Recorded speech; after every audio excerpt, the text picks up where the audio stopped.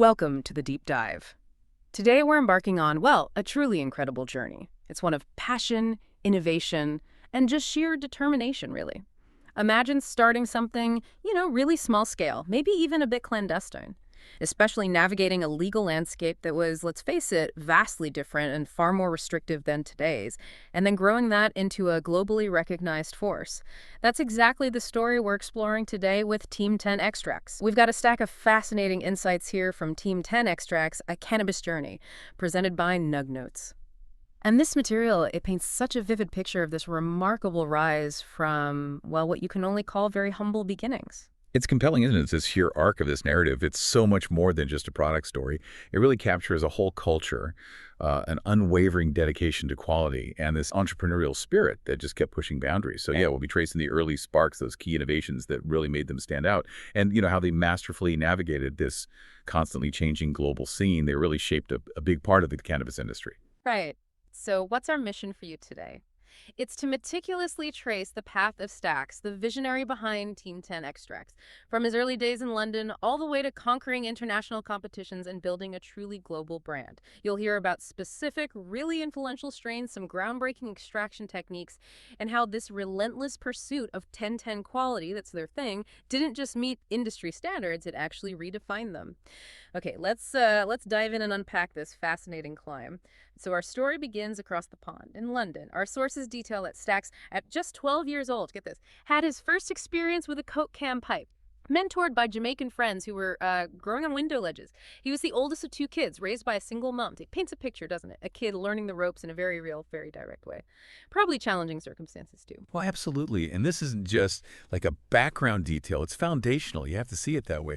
This early immersion in the culture, the cultivation, often under non-traditional circumstances. Yeah. It created this deep personal connection to the plant. It really ignited a genuine passion. Yeah. Way beyond just casual interest. And it fostered this hands-on problem-solving approach. That became so critical later on. So classic example, really, of how that kind of early, maybe informal learning can be incredibly formative for an entrepreneur. Yeah, that makes sense. And building on that, it became clear Stax wasn't just dabbling. He was developing this deep passion, actively shaping his expertise by, like you said, constantly searching for new strains. The Nug Notes mention his early jars held these legendary names: Afghan, White Widow, Jack Harrer, AK-47, and later, things like Cheese, Amnesia, OG, Sour. These weren't just names on a list. They were like the building blocks of his knowledge, his palate. And by 18, his dedication was undeniable. It turned into a serious commitment. We learned he was driving from London to Amsterdam every 2 weeks. Think about that, an 18-year-old making regular trips across the channel. Not for holiday, but specifically for seeds, jars, new flavors. That's dedication. That really highlights the search for new strains as a core driver right from the start, doesn't it? These trips weren't just about buying stuff. They were exploration, education. And crucially, understanding that wider European cannabis scene. He was essentially doing his own market research, spotting trends, making connections. That would be absolutely vital later on. Yeah. This firsthand experience with different genetics, evolving demands, it gave him an incredible foundation, setting up Team 10 Extracts to be curators of quality, really. Okay, so 2012, this seems to be the real turning point. Our source says the seed was lit. That's the moment this passion becomes, the deliberate start of Team 10 Extracts.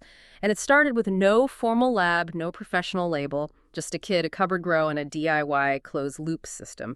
Now, that's a sophisticated setup, right? Recycling solvents like butane for cleaner extractions sound like proper grassroots innovation. Oh, definitely. And what's crucial there is that DIY closed-loop system. That wasn't standard back then, especially for someone operating without, like, a proper lab or big resources.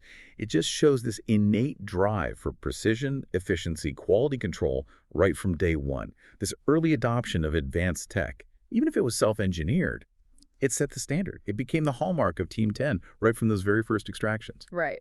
And while traditional hash was his first love, apparently, butane hash oil, BHO, was rapidly emerging as the new frontier, the next big thing in extracts.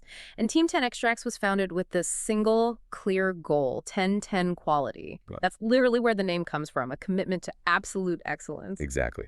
BHO, as you said, potent stuff. Using butane to extract cannabinoids, terpenes, it got popular fast for its purity and strength. And Team 10's immediate focus on 10-10 quality for BHO, that was a smart strategic move in a market that was just starting up. It signals right away they weren't just joining in, they were aiming to set the gold standard, focusing on that superior end result for the user. And here's a really defining move for Team 10 right from the get-go. Their commitment to running nug-only BHO. This was at a time when most other producers were, quote, blasting trim. So for anyone listening who might not know, what does that actually mean, that distinction? And why was it such a big deal back then? Yeah, great question.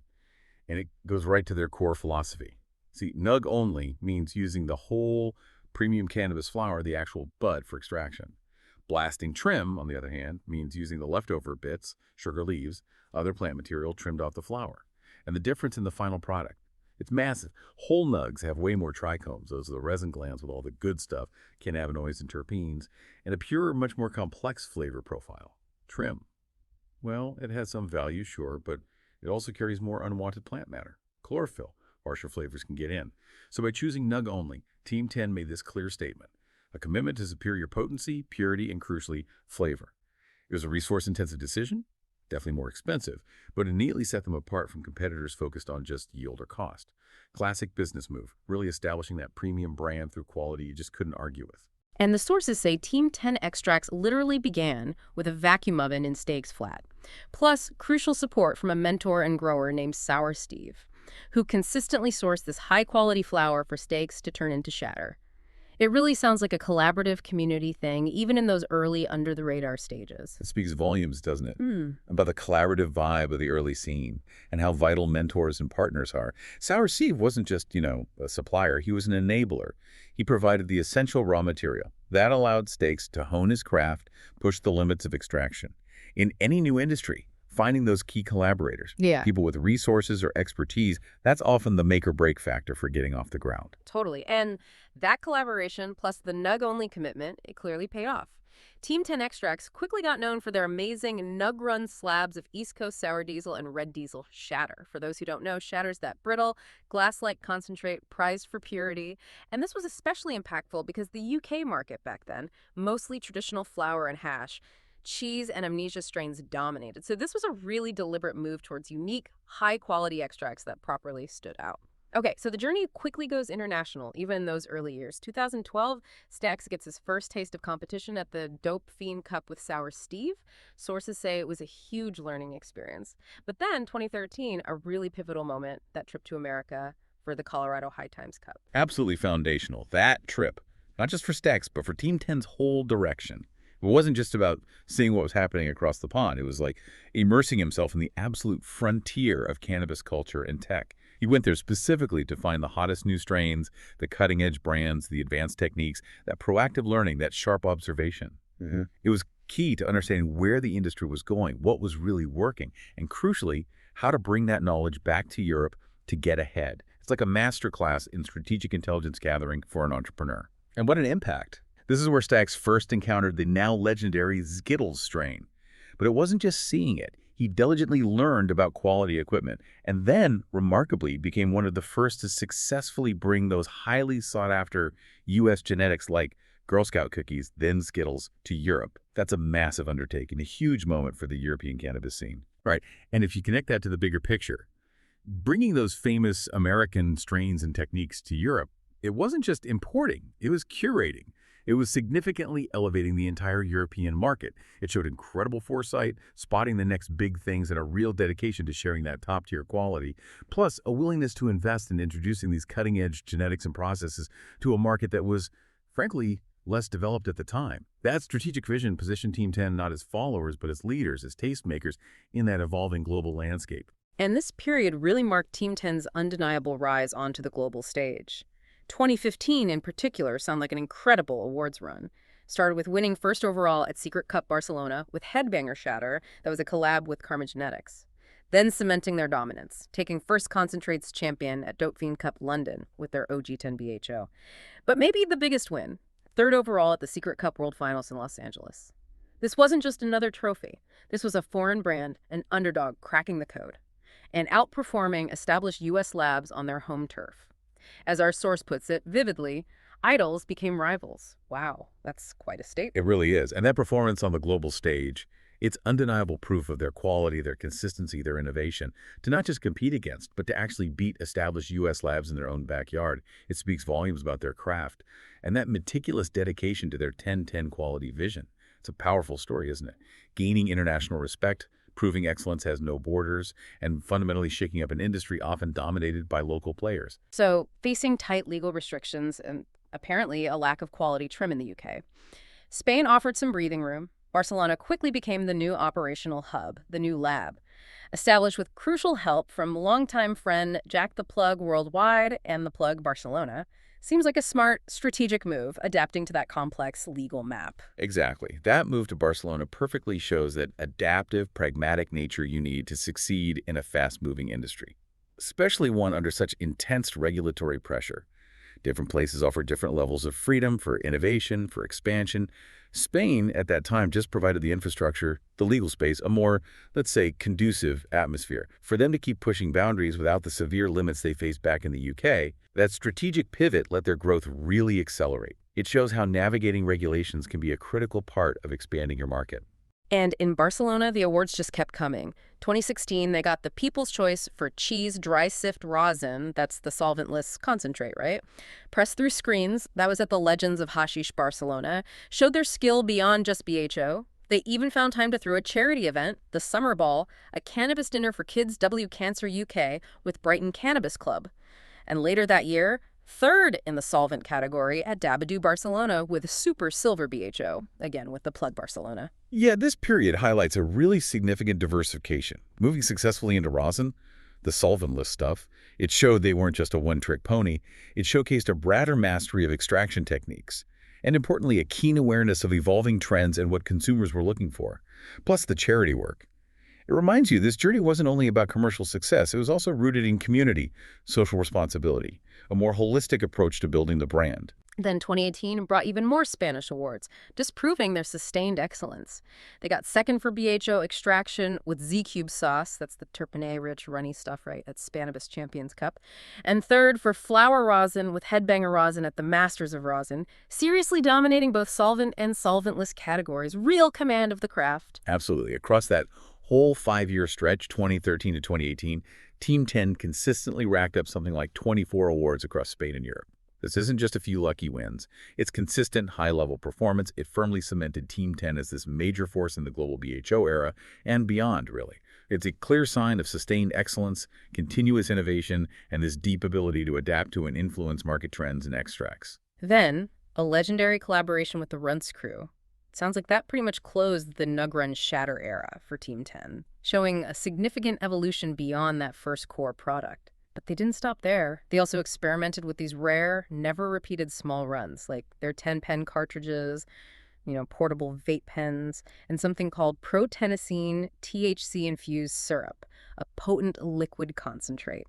Sound like they were always looking to innovate, even if just for limited, exclusive drops. Yeah, that willingness to evolve, to explore beyond your initial success. It's critical for longevity in any dynamic industry. The nug-run shatter era was foundational for them, incredibly successful. But industries change, especially cannabis, constantly shifting.